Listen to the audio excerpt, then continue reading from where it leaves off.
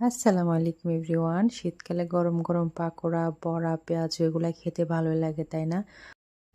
সকালে খালা আসার সময় কুমড়া শাক নিয়ে এসেছে। আমি খালাকে বলেছিলাম যে সকালবেলা আসার সময় কোনো তাজা শাক সবজি পেলে আমার জন্য নিয়ে আসবেন। তো ভাবলাম যে আজকে শাক রান্না করার সময় বা রান্না করার সময় আমি একটু পাকোড়া করে নেব। রান্না করতে করতে পাকোড়া, বড়া, পেঁয়াজু খেতে খারাপ লাগে না, ভালোই লাগে। তো এখানে আমি মসুর ডাল আর একটু চালের গুঁড়ি, আদা, রসুন, কাঁচামরিচ দিয়ে একটা পেস্ট বানিয়ে নিলাম। এখন কুমড়া পাতাটা ভালো করে কোট করে নেব।